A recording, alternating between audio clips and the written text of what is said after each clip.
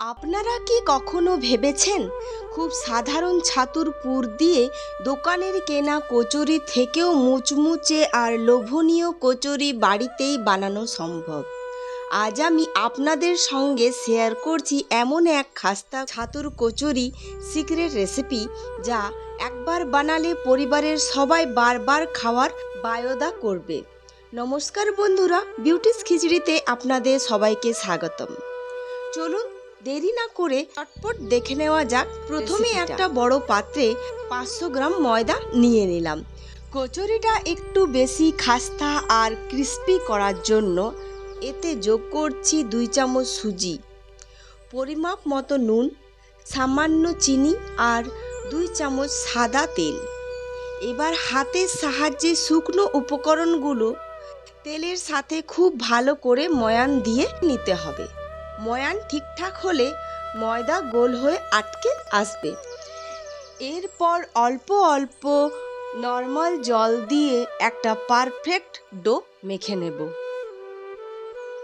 যেহেতু এতে সুজি দেওয়া আছে, তাই সামান্য একটু ঘি ওপরে মাখিয়ে ঢাকা দিয়ে 10 থেকে 15 মিনিট রেখে দেব। উপকরণের সঠিক পরিমাপ কিন্তু আমি ডেসক্রিপশন বক্সে দিয়ে রেখেছি, আপনারা চাইলে সেখান থেকেও দেখে নিতে পারেন। এবার পুর বানিয়ে নেওয়া যাক। এবার বানিয়ে নেব চটপটা ছাতুর পুর। একটা পাত্রে 200 গ্রাম ছাতু নিলাম। এর মধ্যে দিচ্ছি অল্প আদা কাঁচা লঙ্কা বাটা, 1 চামচের 4 ভাগের 1 ভাগ হিং, 1 চামচের 4 ভাগের 1 ভাগ কালো জিরে, পরিমাণ মতো নুন, সামান্য চিনি আর একটু টক আমের বা লঙ্কার আচারের তেল ও মশলা মাখিয়ে নেব। আচারের তেলের কারণে পুরে দারুণ একটা চটপটা ফ্লেভার আসে। এবার অল্প জল ছিটিয়ে মেখে পুরটা তৈরি করে নিন। ময়দার ডো থেকে বড় বড় লেচি কেটে বাটির মতো আকার করে ভেতরে সামান্য একটু শুকনো ময়দা ছিটিয়ে পুর ভরে মুখটা চেপে বন্ধ করে দিন।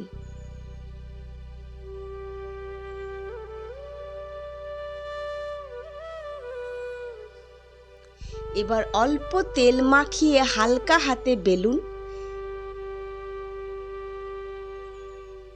দিয়ে চ্যাপ্টা করে বানিয়ে নিন কচুরি।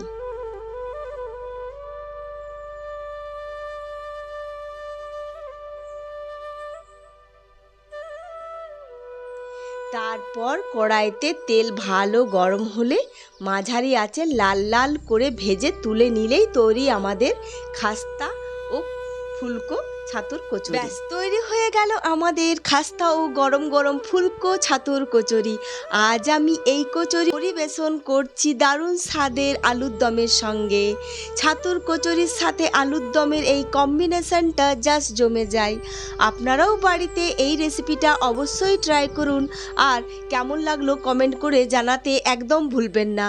ভিডিওটি ভালো লাগলে লাইক, শেয়ার আর চ্যানেলটি সাবস্ক্রাইব করে বিউটিস খিচড়ির সাথেই থাকুন। আজ তবে আসছি, দেখা হচ্ছে পরের রেসিপিতে।